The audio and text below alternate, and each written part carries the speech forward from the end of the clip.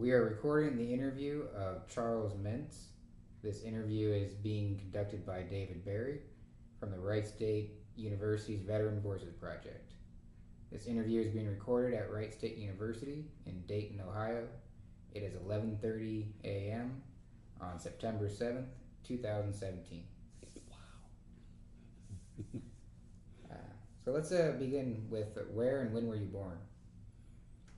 I was born in Portland, Oregon on September 5th, 1947.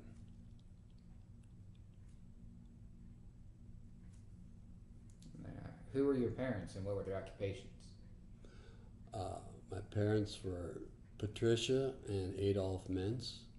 They're both from Ohio. My dad was born in Cleveland. My mom was born in Youngstown, moved to Lorraine.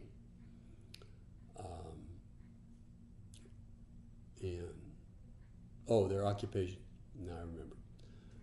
My dad was a major appliance repairman, and my mom was, for the most part, when we were growing up with as kids, it was just a housewife.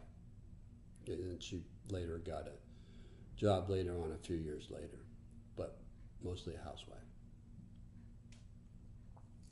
Did you have any siblings? Yeah, I have a sister who is actually 3.5 years younger than I am to the day. Whoa. I was September 5th, she's March 5th. Your parents were people of habit. Well, they didn't plan it naturally, but that's the way it came out. So you just have the one younger sister? Mm-hmm. Now, did she serve in the military at all? No, not at all. What about your parents? Did they have any military? You know, it's an interesting story about my dad, if I could indulge on that one. Mm-hmm. My dad was working during World War II, was working in Texas, and his draft board in Cleveland told him to come all the way back to the draft selection board. So he got in there, and they opened up the books, and they looked at his civilian occupation, and the guy just went.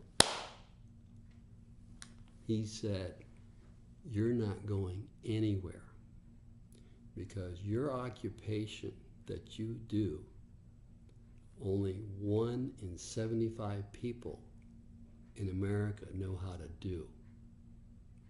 He inspected in Canada, US, and Mexico all of the railroad track lines on a Sperry car. So he never served a day in his life. Or naturally, neither did my mother. No, that's good. Interesting story.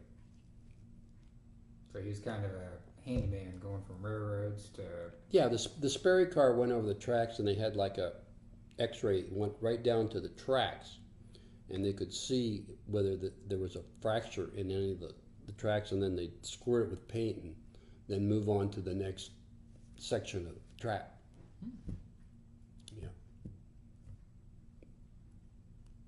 So with both your parents being from Ohio, Uh-huh. How were you born in Oregon? That's an interesting story too, Dave. They were living in Queens, New York.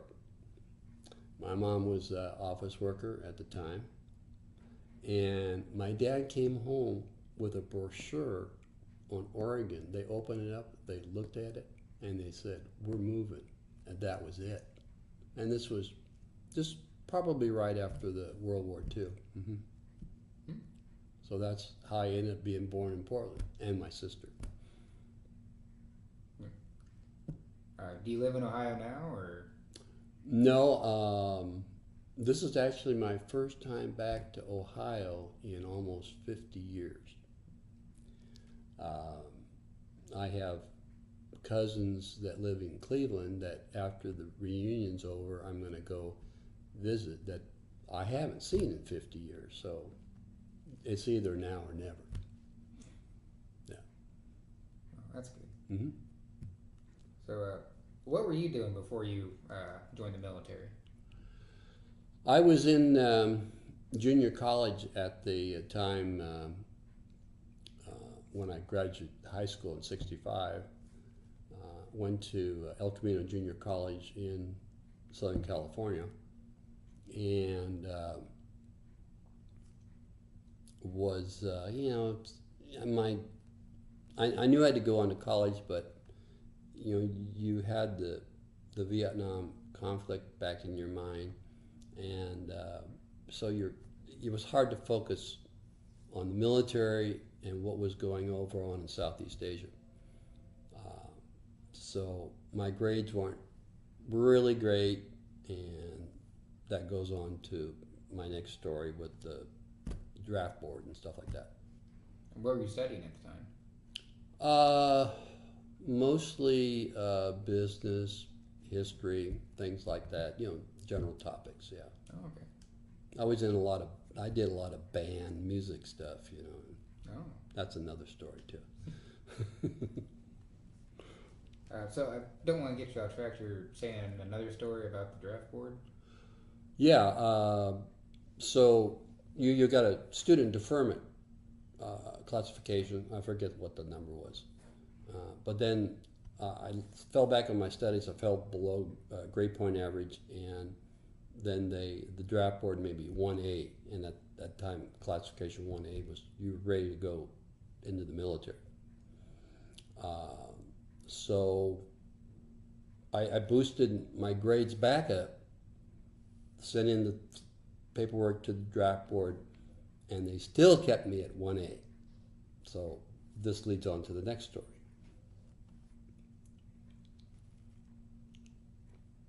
So at that time in California, they were drafting people into the Marine Corps and into the Army. So I said, I want to live. So I went down and I enlisted into the Air Force on what they called at that time a DEP, which was a delayed enlistment program.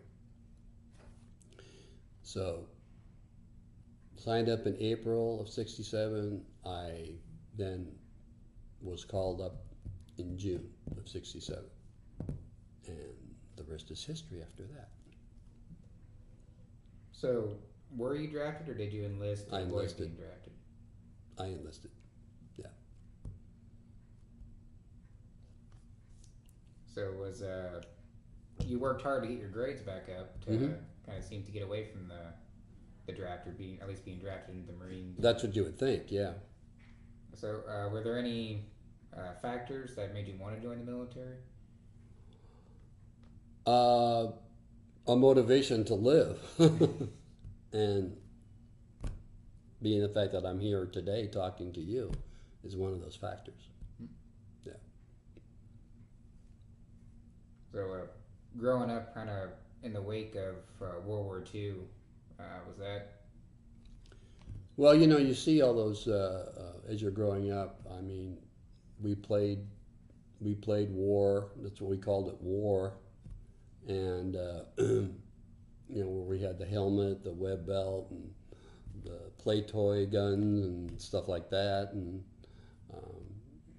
then you saw the John Wayne movies and all the World War Korea movies and all that stuff going on.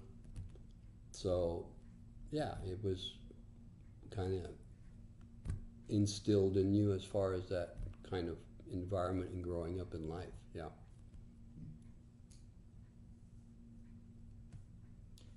So you said that you were trying to get away from joining the Army or the Marines from the draft board. Right. So which branch did you end up enlisting in? I enlisted in the U.S. Air Force. Then why did you pick the Air Force instead of the Navy or the Coast Guard? Because it was it sounded like, it was really funny. My grandfather was in the Navy for over 30 years. And I was even in the Sea Scouts Explorer program. And you would think, why didn't you go in the Navy? I don't know. I had heard things from other people that the Air Force was the way to go. And So that's why I decided to go enlist in the Air Force.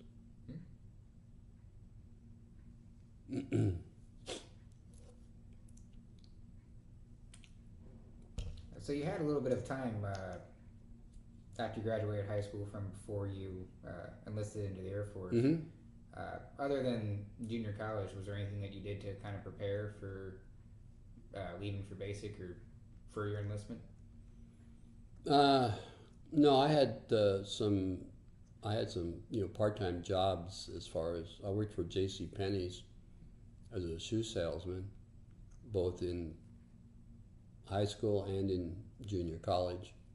So that was where I learned about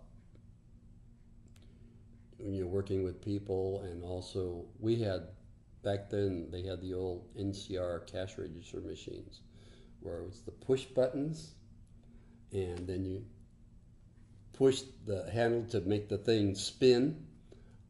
Not like what we have today with all the computer machine readers and your cards. Just stick your cards in, but we had to actually count out change back to the customer. Something that I see very rarely done anymore. Just a lost art. Oh. So that was. I don't know if anything else prepared me for the military, because my dad, like I said, my dad didn't serve, so I didn't have that experience in knowing just what it would be like, and unless I talked to other friends and neighbors about military service. Yeah. So just kind of jumped in head first then. That was pretty much the deal, Dave. How did your family feel about you joining the military? What did you do? Well, I wanted to leave home because I was 19 and I was still living at home. Not where, this day and age, due to economic conditions, some people have to stay in their parents' homes because it's hard. I understand, I get it. But at that age, I wanted to get out, I wanted to see the world. My parents brought me up what they felt was right, but I felt restricted, and I had to get out. I had to get out on my own.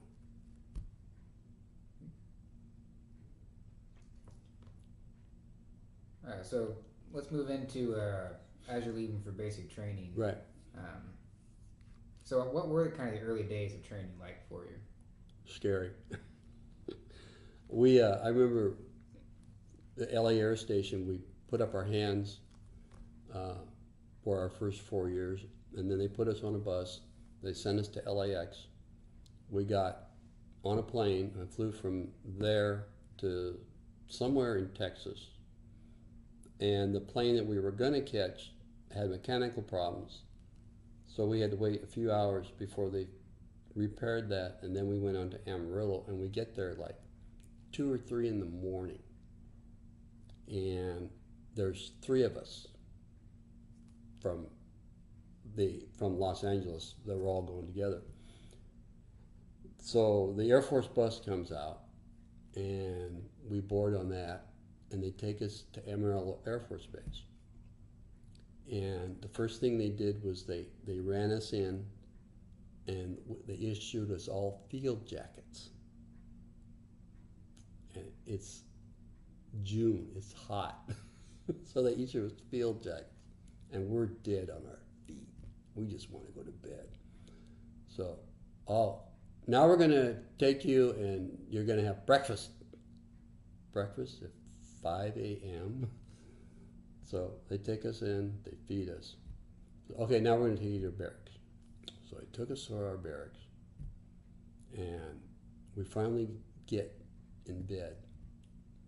In about 2 hours, we heard this voice that says, "All right, everybody get down to the day room." And we're looking at each other, what is a day room? So we all kind of get out of bed and go downstairs, and there's just like this center room between the two barracks sections. That's called the day room. So it's the DI, the drill instructor. And he says, I'm going to call off these names, and if I call out your name, fall outside because you're going to start your training today. So I'm sitting there and I say, please don't call my name. Please don't call my name.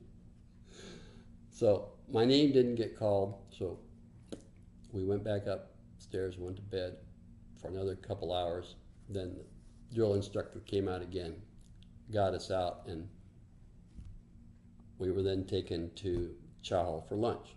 And then from there, we had 6 weeks of basic training. And after the first couple of days, I'm laying in bed at night and I'm saying, Mom, what did I do? So that was kind of my first few days in the military. Was there anything that helped you get through it? Writing letters home, or? Well, they allowed us to make occasional personal call, and they had like one of the stand-up telephone booths back in the day. They're right there in the quadrangle because we had barracks all the way around the square, the quadrangle area, and I guess our flight, they had in the Air Force, they have flights for your company.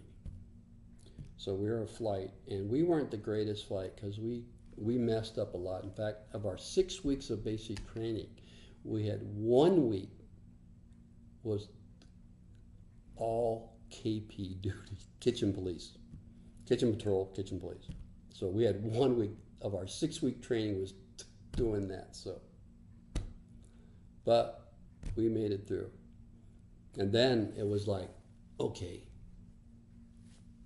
gonna get to leave the base because we're getting ready to get our orders. Gonna get to leave Amarillo. So all these guys are getting their orders, and so myself and 2 other people got their orders, and we look at them and we went, our eyes were big, said you're going on the personnel school on the other side of the base.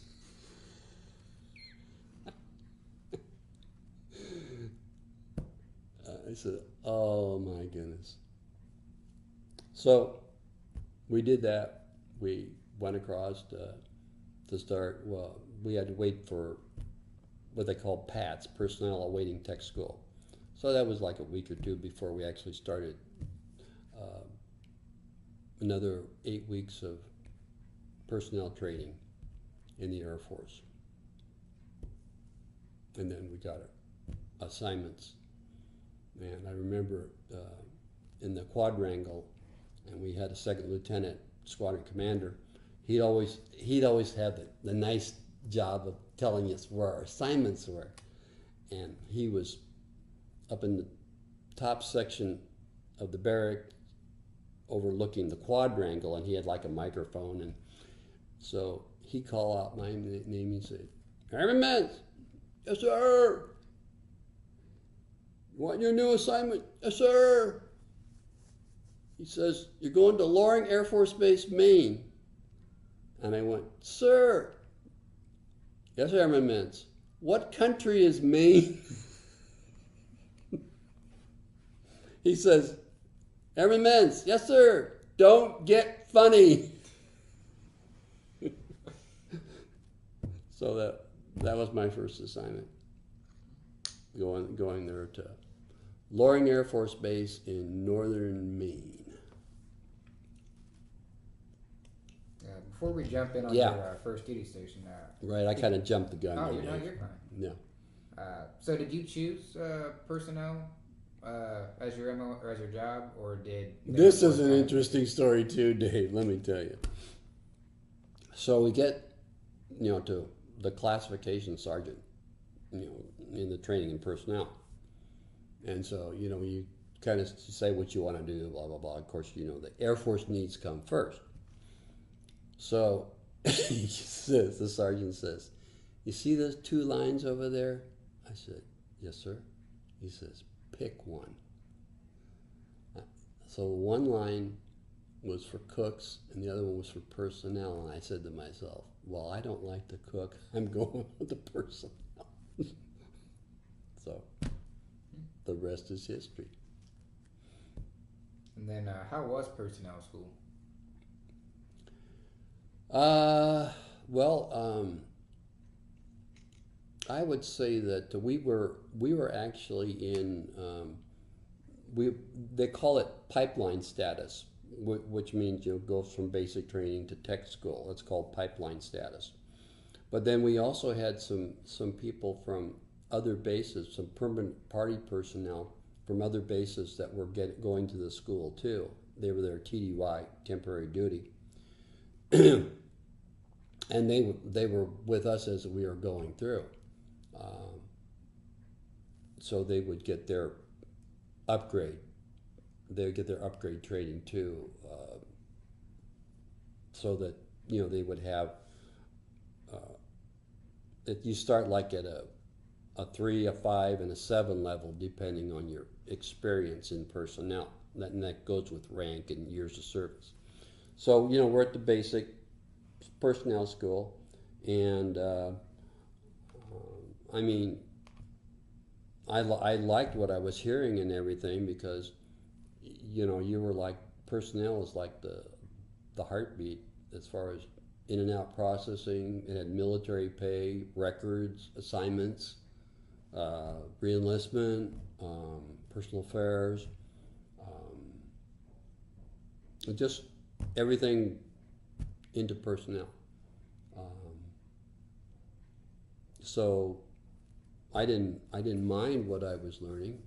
One of the things that I did do, we marched from the barracks to school and marched back.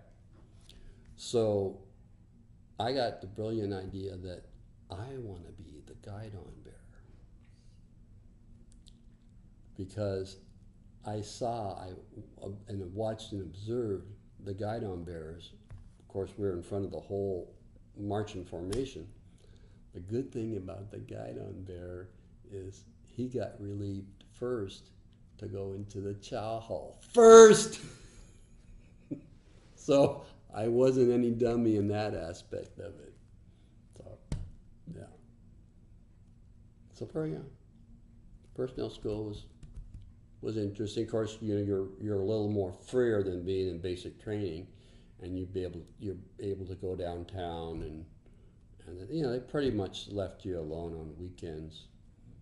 Just makes Monday through Friday doing your studies and stuff like that. That's actually a good segue into my next question. Okay. How was it up to this point adapting to military life?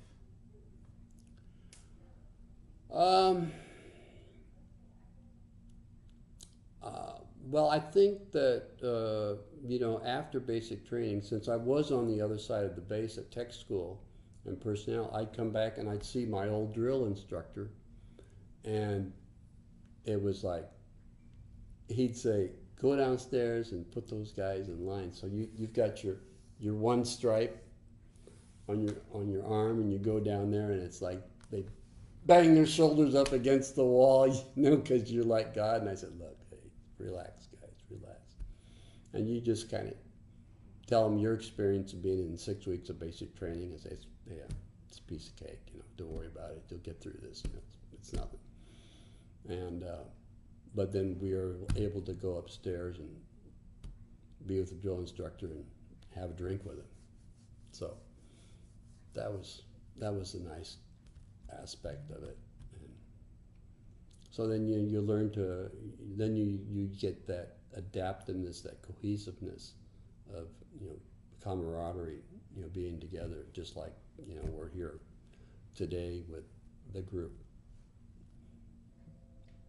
That's a Mm-hmm. good way to adapt. Mm-hmm. So we were getting onto your first duty station in Maine. Mm-hmm. How was that? Cold. Cold. And So it was like, why did they send me here? I'm from California. I'm a sun goddess, surfer boy type guy, and I'm here in Maine, a million miles away from home. Um, but I remember that being there in Maine, we had to where, for any like live entertainment, we had to go drive like in the dead of winter 75 miles to a place where they had a club and a bar and girls naturally and a band. Remind me about the band aspect. I have something to say about that. So anyway, it was like cold, and I wanted to get out of there. So I was volunteering what they call a dream sheet in the Air Force, your assignment, where you want to go in the Air Force. So I was putting down Vietnam and Thailand, man. I wanted to get out of there. Well, I didn't like to be cold. To this day, I can't stand to be cold. So I spent 2 or 3 winters there before, I had an assignment out of there.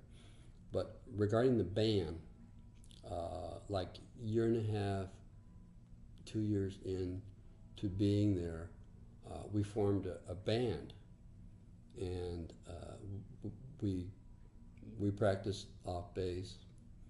And the interesting thing about it was the name of the band was the Satanical Cosmic Opera.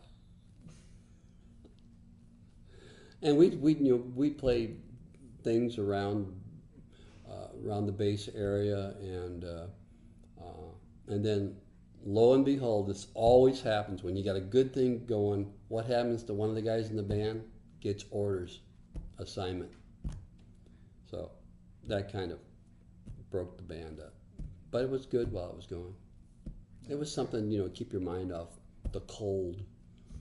Yeah, but you can ask me other questions about that as you go along there. That's fine. Okay.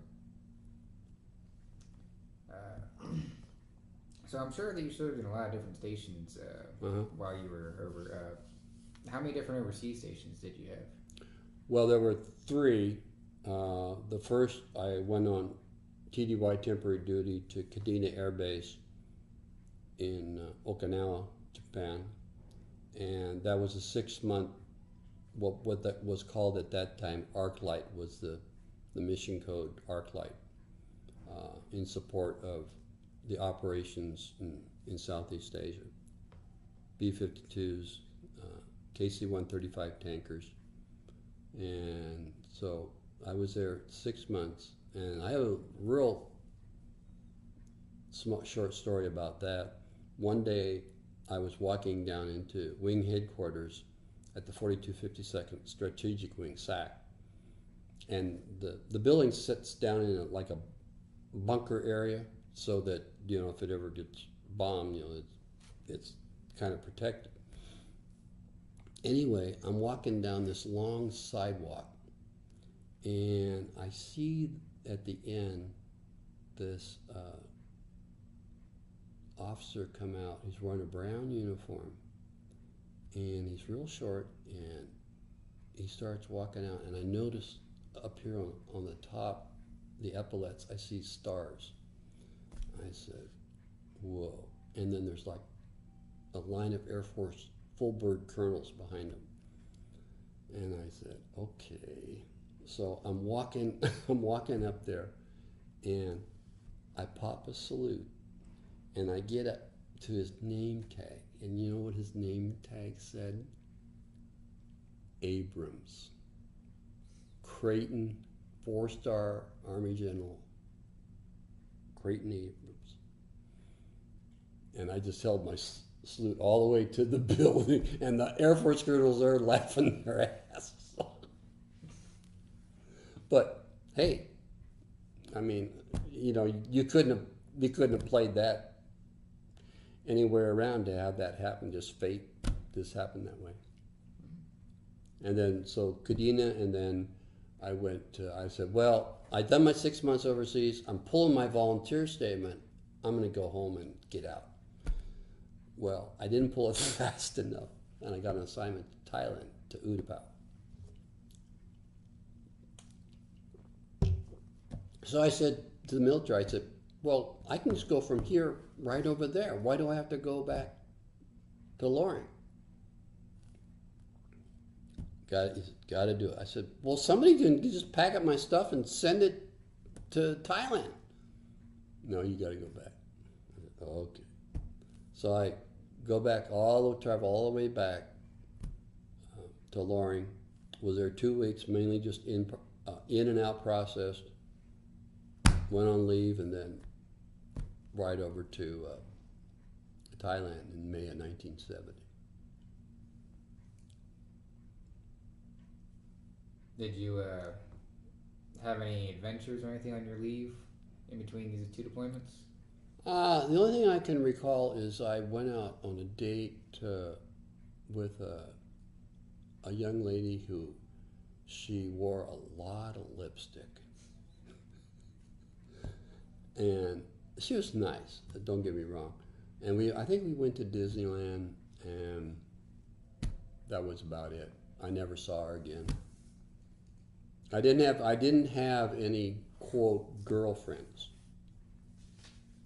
Just girls that you were seeing? There was no girls that I would write home to, because I didn't have a special honey or anybody like that.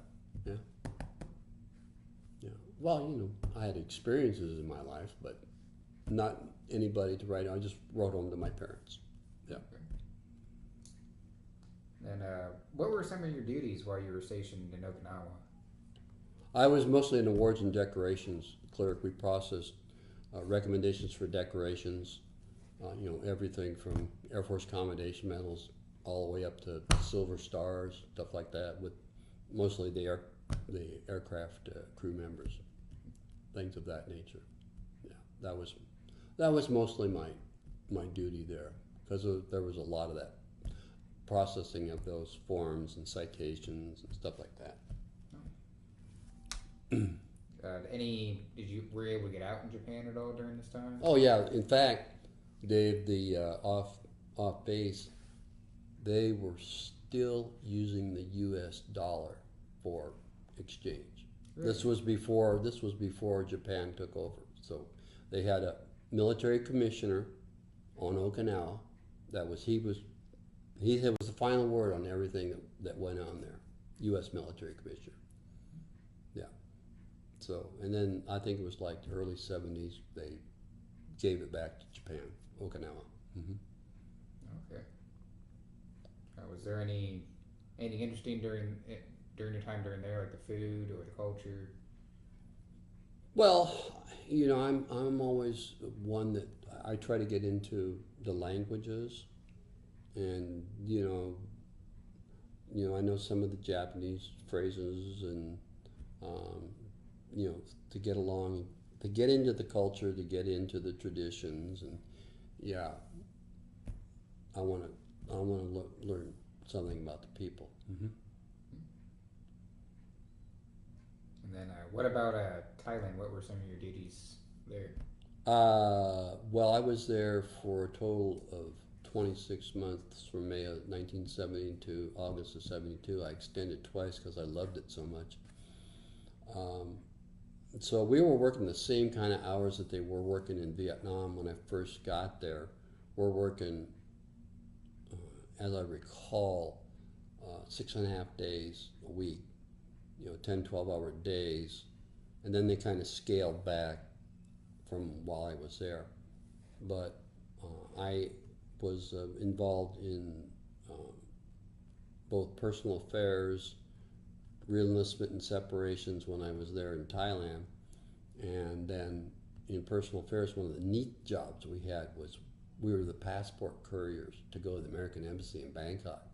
So we would do that every 2 weeks, make the run up to Bangkok, drop off paperwork, and then the next day we'd get up and go over and pick up the passports and take them back to the base. So Yeah, we did that on a reoccurring basis. Yeah, and then I got into doing reenlistment and separations there in personnel. And we did have once there at the base, we had a sapper attack. And this was January, I believe, of 1972. And then everybody got tax-free for the month. So the guy in charge, the E7, he came out and he said, look, there's going to be a lot of people that are going to re-enlist this month because they get tax-free all their money. So he says, but we're going to try to monitor it. But we had ended up re-enlisting 75 people, their first re-enlistment. So people were able to gain some extra money that way. And I re-enlisted there too, but it was before, I had re-enlisted before the sapper attack event. But I got the largest check that I'd ever gotten in my life up until that time of over $4,000. $4,000. And in 1972, no, excuse me, 1971, that was a lot of money. That was a lot of money. So, and then my only other assignment overseas was Bitburg in Air Base in Germany. Yeah.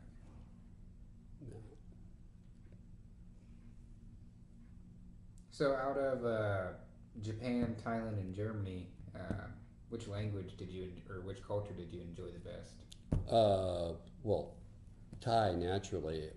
I did learn, like I said before, some Japanese, and I did speak some German. My dad spoke fluent German.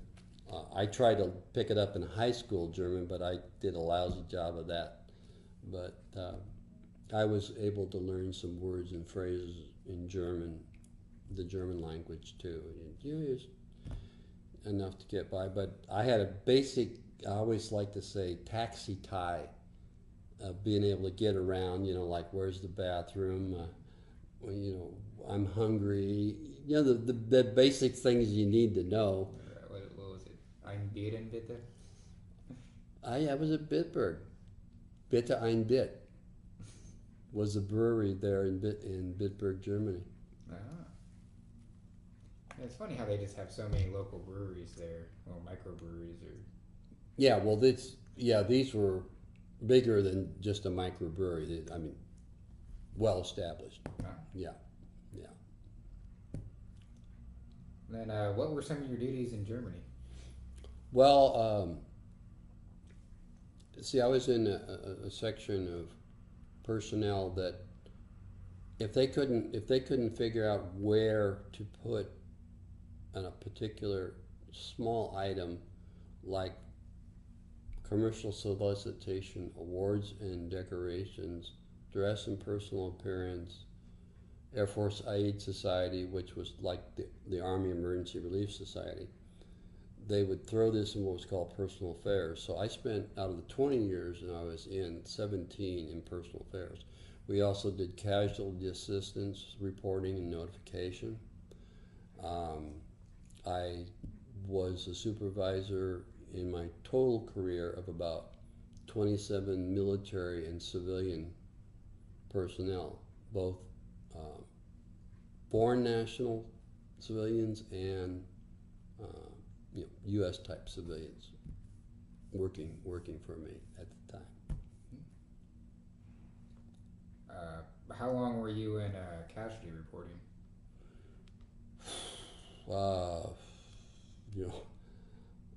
Longer than I want to be. Well, this is a little bit later, Dave, but my last assignment at Mather involving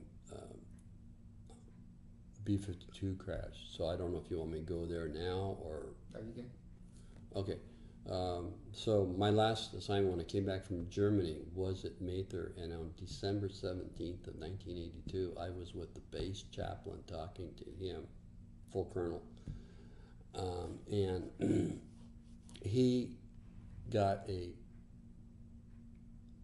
deal of his pager went off, my pager went off. We both looked down at it. We went outside. We looked to the west end of the runway, and there's a cloud of smoke, black smoke. And we knew. We didn't even have to go to our relative positions that they want us to. And I said, I'll see you in a few days. We both know what this is about. So I went back to my office, shut down the office, and I said, you guys are going to get OJT, on-the-job training and casualty reporting. That day we lost 9 people on a B-52, 5 crew members, and 4 student navigators. And it is heart-wrenching.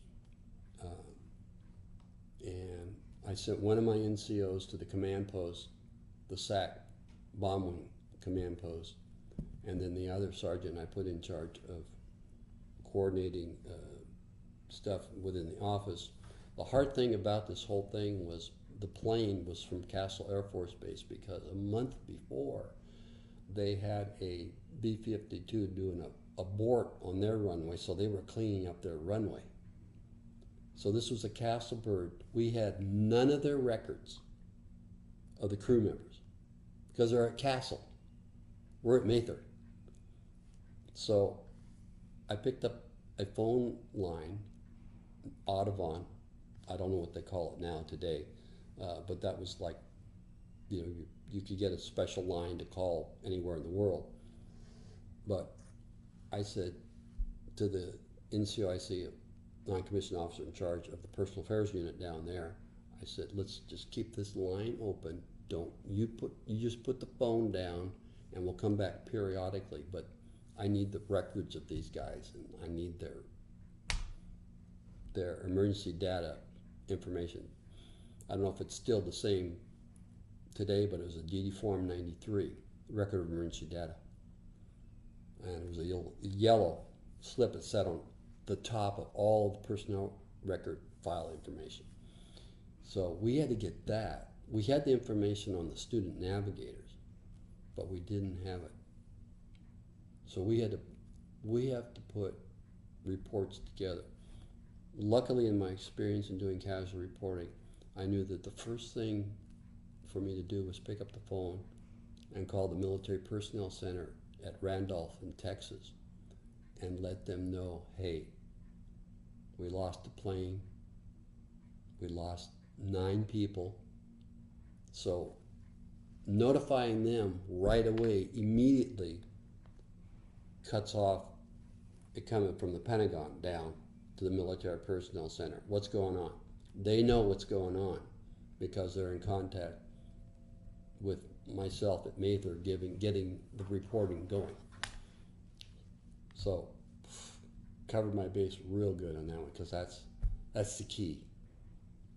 That's the key. So the Chief of Staff of the Air Force doesn't have to be wondering, who is it, where is it, blah, blah, blah. So we spent all the day, ordered food into the office, and we're doing all the reporting and everything else. And about 6 in the evening, the base commander calls me, the full colonel. He says, I need you to go talk to this lady, widow of one of the student navigators. I said, sir, it's not going to work. He says, I need you to go and talk to this lady. I said, I got it, sir. You don't have to give me an order. I got it. So I went over to see her in the BOQ, Bachelor Officer Quarters, and I said, listen, what I'm going to tell you, you're going to forget, but it's okay, because where you're going, there's going to be other people there to tell you the same thing I'm going to tell you now, so don't worry about it. I'm just here because the colonel wants me to talk to you, and that's not a problem. So I did my thing, left, because she was in total shock. You could see it in her face. She's in shock, just gone. And then we had two young widows from to the student navigators. And I took one of my sergeants with me. This was a couple days afterward, because their families came in to support their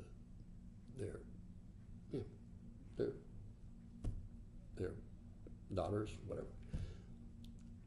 So we were walking up this long sidewalk, and I just told him, do whatever I do.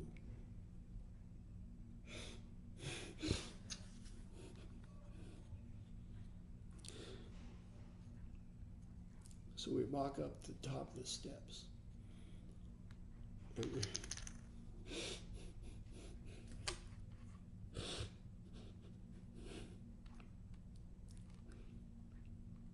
so I hugged them, and my E4 sergeant, he did the same thing.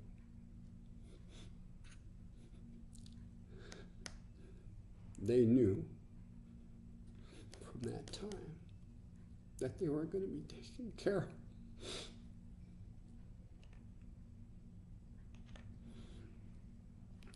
You know, it's just one of those things you'll never forget as long as you live.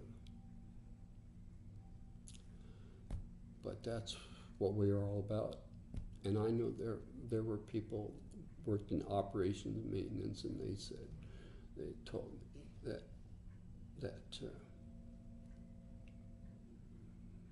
I would never have your job for anything in the world, Sergeant Mentz. And I said, I love my job. I love my job. So it was tough, sure. It was tough. But somebody knew that I was the right person in the right place for that time, so it gave me a lot. Growing up and doing that gave me a lot of empathy, because I was able to deal with a lot of other things later in my life, in my own family, because of what I did. So, do they know the cause for what happened with the B-52? Why it crashed? What had happened was that there were other 52s taken off, and basically what happened, it got caught in the vortex of the other B-52's wake, and they lost control, and they went to the right, and they did a pancake, from what I understand. Yeah.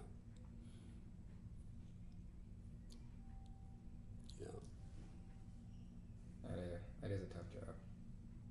Oh yeah.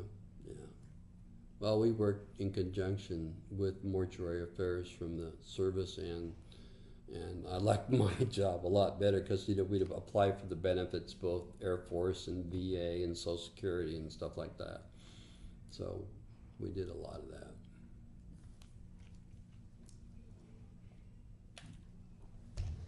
You mentioned the camaraderie kind of helped you adjust to military life.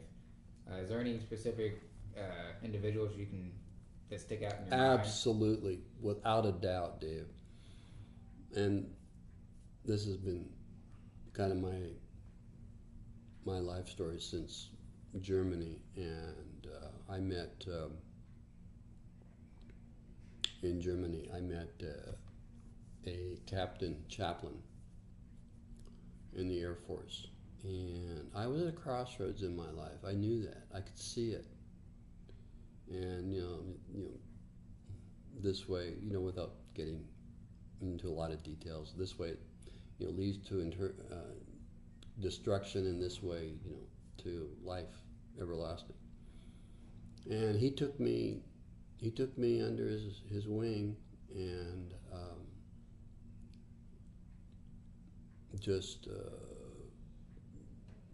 showed me the Bible's interest in Jesus Christ, And then to this day, we're still friends. He lives in South Carolina. He retired as a full bird Air Force chaplain colonel, and I look up to him as my spiritual mentor in life. And anything that I question or I need guidance on, I still go to him to this day. And the strange thing about it, when he retired, he went into doing woodworking. I said, "Oh, you followed in the path of the Lord, being a carpenter."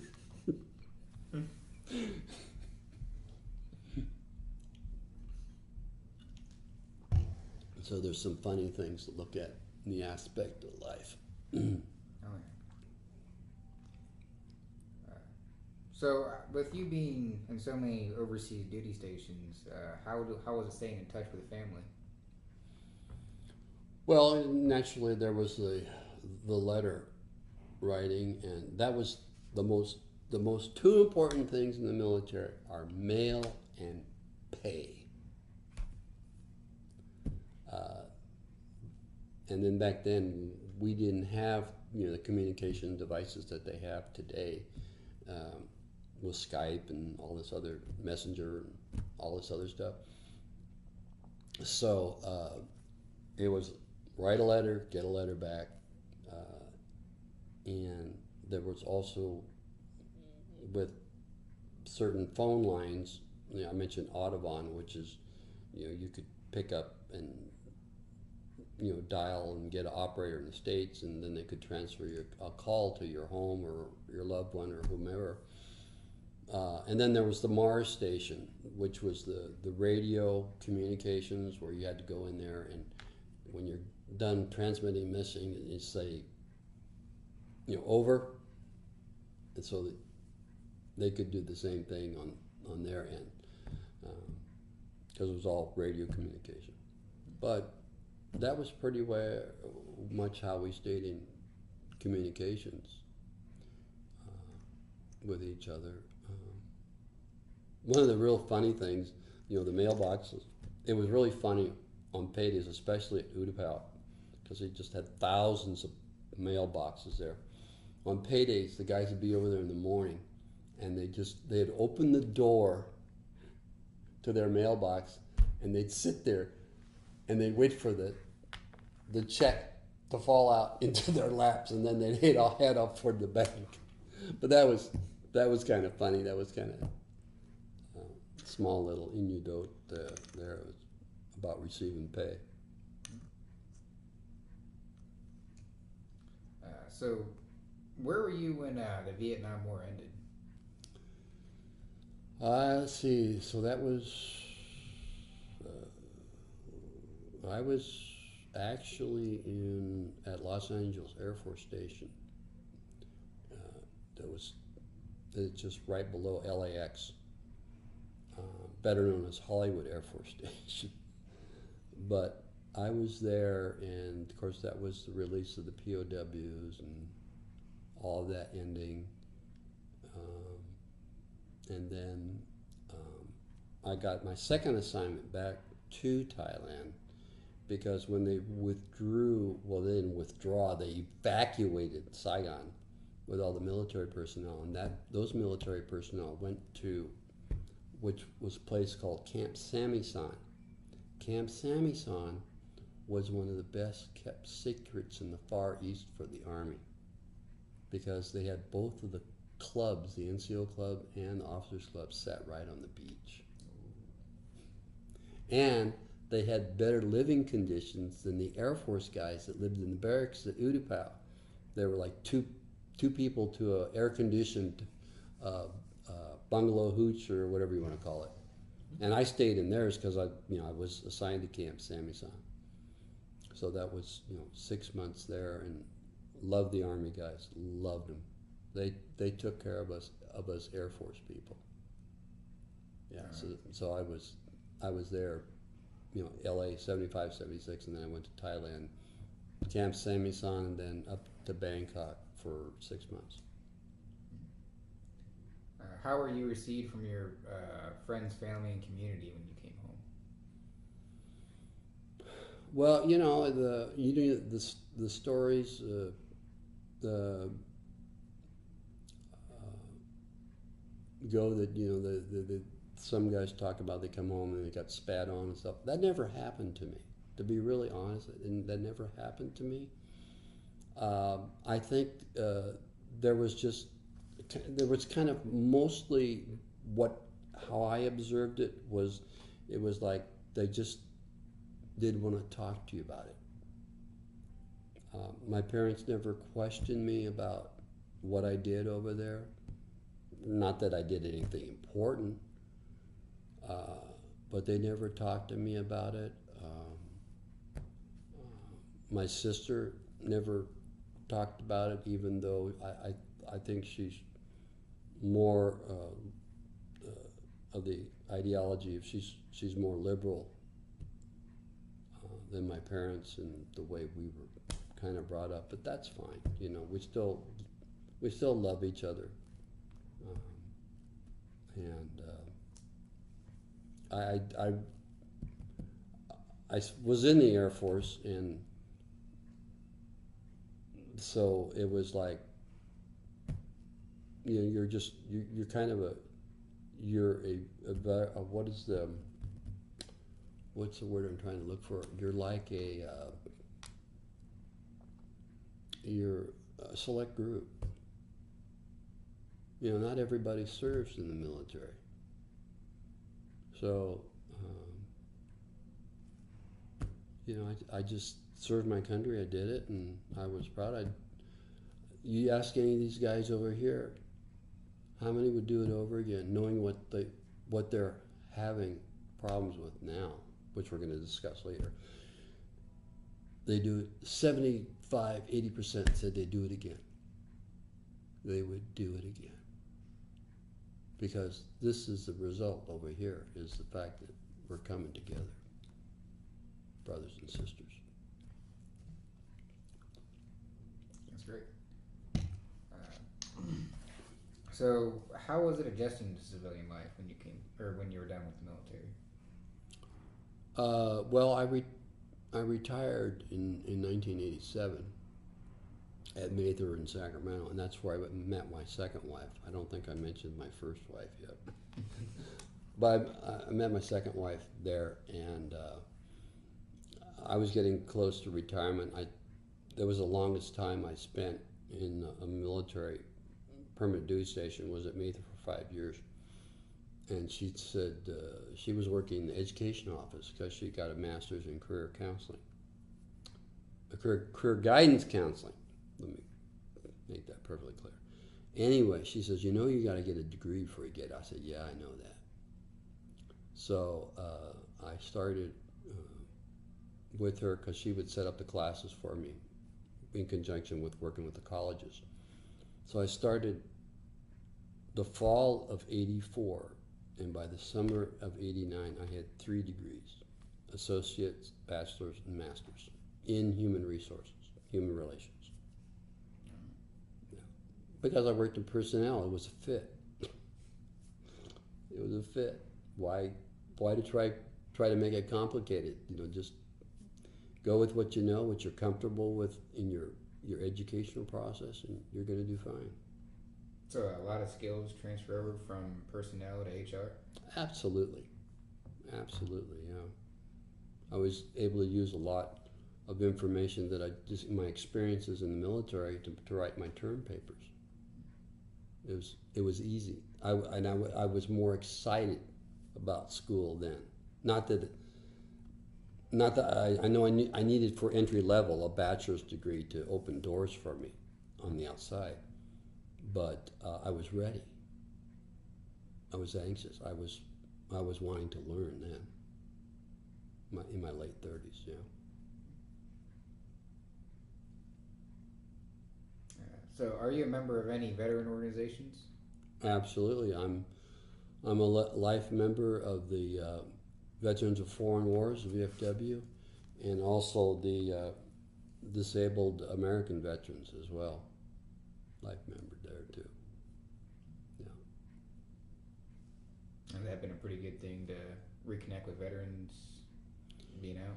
Yeah, I kind of I kind of sit back on the sidelines, though. I mean, there's other people that want to get into being officers and trustees and stuff like that. But I do my thing that we're going to talk about here a little bit later. But I do my thing in the aspect that I'll volunteer for stuff and like the Buddy Poppy thing and also other events that we have around our community where I live. So you went and got the degrees in HR. Is Mhm. that what you pursued after the military? Not really. It's amazing. When I retired from the Air Force, I had some other part-time jobs. I worked for USAA as an auto claims adjuster for about 18 months, waiting for a job with the state of California to open up. And the way I got in working with the state of California was in October of 1989 is when the Loma Prieta earthquake hit in the San Francisco Bay Area. And they had just a thing in the newspaper the next day and says, if you're interested in working for the state, because I was on a list, because I'd taken tests with the state, come down and we'll interview you. And so I went down, filled out paperwork. We got 4 hours of training, and they sent us out.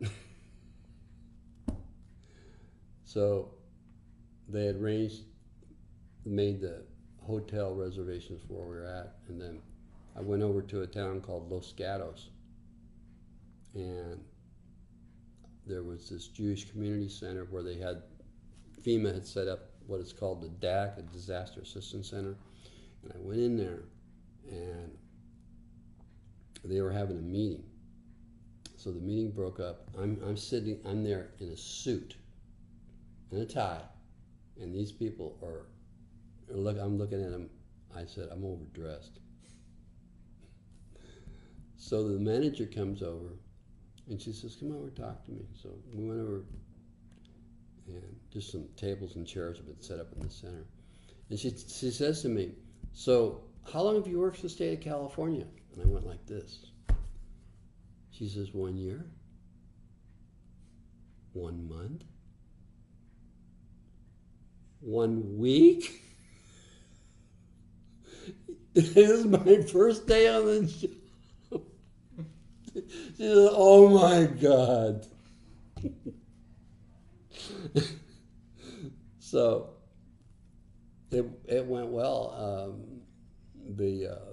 I learned on the job, just basically filling out travel claims and doing attendance and doing timesheets and stuff like that. So did all that in personnel. Just using their forms I had to get familiar with. So I did all that, and my entire temporary appointment work there was just 2 months. So in the process, I'm sending out like applications to all other state agencies that we have. I'm sending out job applications and just trying to find work anywhere. Okay. So I did get an interview with another department, and it was with the Department of Food and Agriculture. And what they were doing, their division was called Pest Detection and Emergency Projects. So I got long story short, I got a job with them, but they were involved in the medfly, Mexican fruit fly, Oriental fruit fly stuff operations where they had the helicopter spraying malathion in Southern California. So I was a part of that operation for a couple of years. Interesting. But then I eventually found my way back to what we called, that I worked with the disasters, it's called OES. You know what OES stands for? No, I don't. Office of Extreme Stupidity. No, it's the Office of Emergency Services for the state of California. But anyway, I worked there for 17 out of my 20 years doing. I was basically what they call a disaster recovery inspector, and we would do floods, fires, earthquakes. I was involved in some aspect from Loma Prieta through Northridge earthquake in Southern California in 1993, 94. I worked the public assistance end where we worked cities, counties, state agencies, special districts, private nonprofits, as far as writing grant deeds, writing scopes of work in conjunction with FEMA. So I did that for 17 years. And I was area coordinator. I had 4 counties. I had Santa Cruz, San Benito, Ventura, and San Diego counties. So I was on the road a lot. And it, eventually, it wasn't doing the job that was difficult. It was doing all the traveling that just knocked the living daylights out of you. So I only have a couple more questions left for you. Oh, okay, Dave. Is there anything you feel like we haven't talked about yet to this interview, or should be added to this interview? Yeah. What we're going to, we're here for 3 or 4 days, but on the, let's see, it's September 9th on Saturday. Is that Saturday? I have 6 Saturdays and a Sunday, so I forget what day it is. So we're going to do a breakout workshop meeting over there in the amphitheater at the Holiday Inn regarding Agent Orange herbicide exposure in Thailand.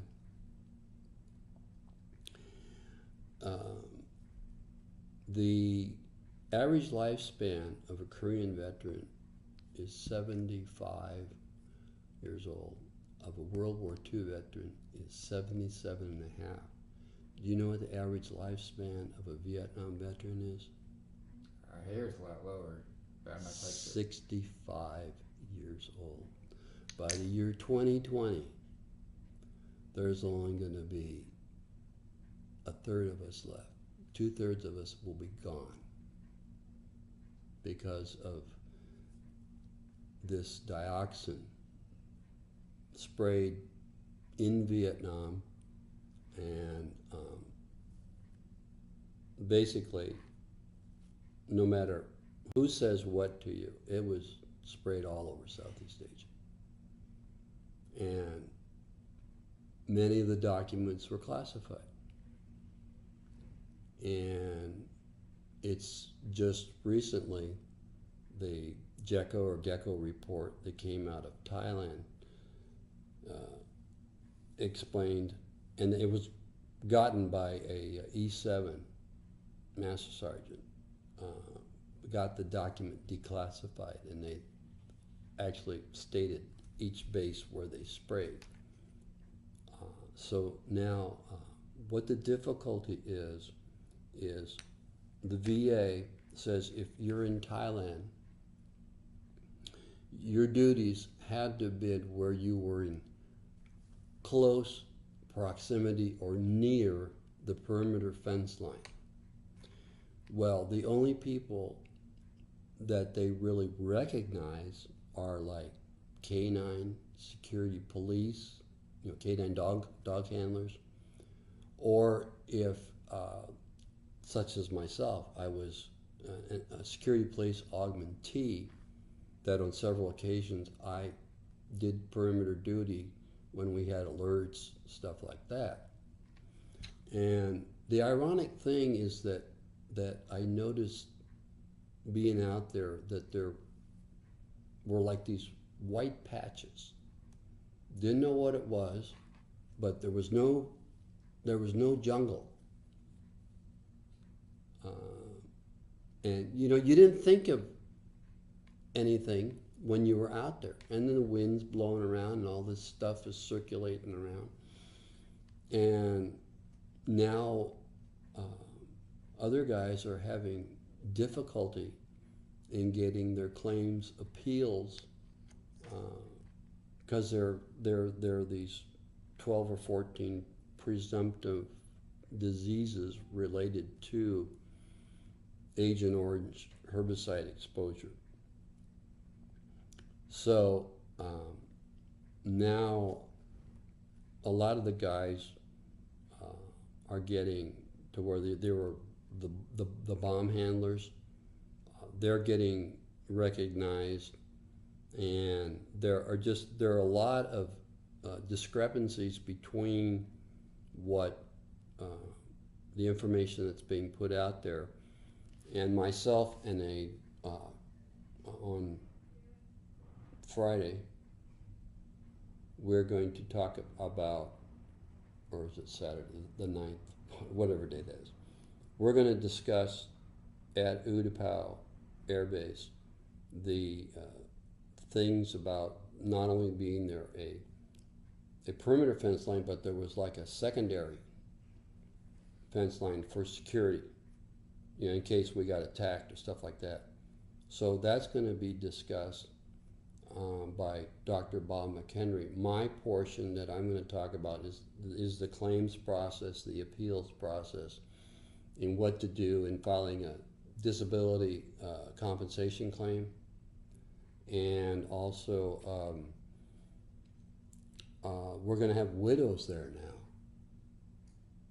I mean, it's gotten to the point now where they know that their husband's cause of death while serving in service was related to Agent Orange herbicide exposure. Again, that's also a process that has to go through, and there's various steps. So over the years, you know, we've gained a lot of knowledge and insight into this information because we do the research, and as I said, these guys are dying every day and they're not getting compensated. And excuse me, but you know, we put out so much money to refugees and people that come into this country and get welfare, and we're not taking care of our own. Of course, Dave, you've heard this story before, you know, where, you know, these guys have sacrificed for the freedoms that a lot of people have now today. And the veterans that are going through now, they learn from our experiences and how we were treated when we came back. That one of the things we as Vietnam veterans said in these various service organizations, we were not going to let this happen again. That when these guys and gals came back, they were going to be welcomed home. And that's what did happen. And I'm very appreciative of that. I'm sure everyone else in my generation is too. So, yeah, I don't know what your guys' schedule is, but you're more than welcome to come over and tape this session. It's going to be, we're going to do it from 10 to 12 with a break for lunch, and then come back and have a Q&A session with all the veterans. So it's going to be an experience, really is. You'll learn a lot in our what we have to present to the group. We're looking forward to it. We love what we're doing, so that's the important thing. Well, I know we'll be there Friday to interview a speech, or to record a speech being given. Mm-hmm. Well, you might talk to your higher ups or whoever they is it the lady or? Yeah, Jennifer is our director or the coordinator of the project right now. Wow, gift of the gab here. Well, I'm just gonna ask you one more question, if that's okay, or is there anything more that you want to say on the?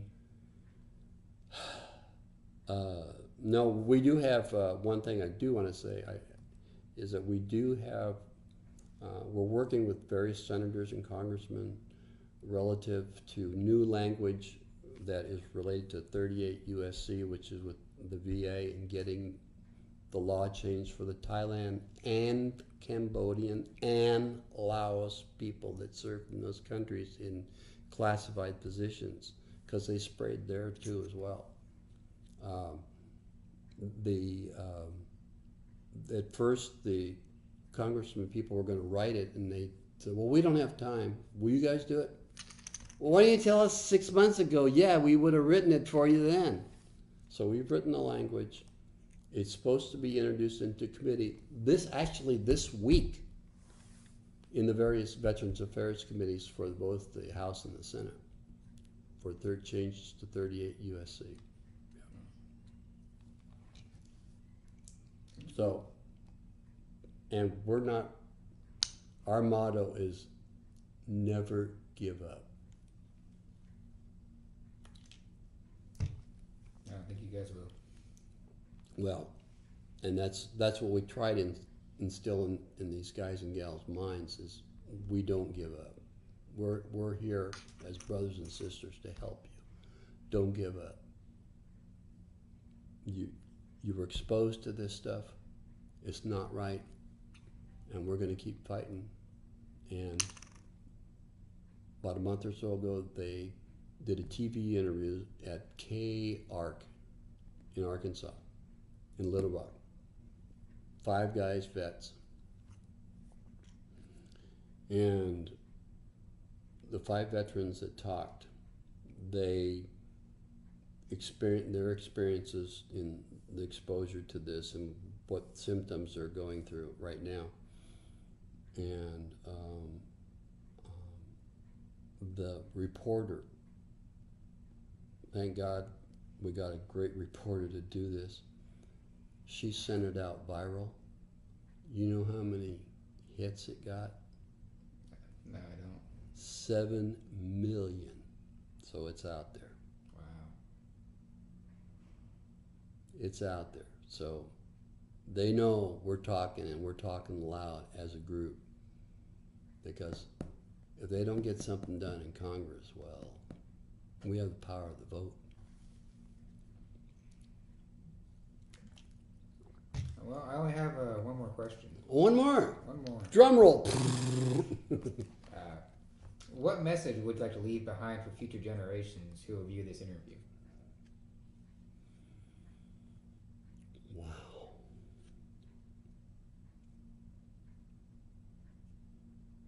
Wow.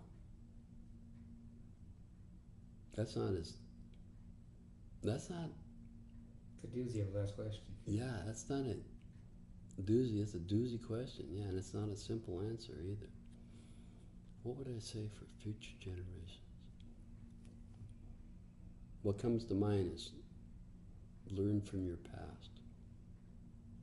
Learn from your past, because if you don't change what happened in the past, you're bound to repeat it again. And that's what we're faced with, the situation in the world today.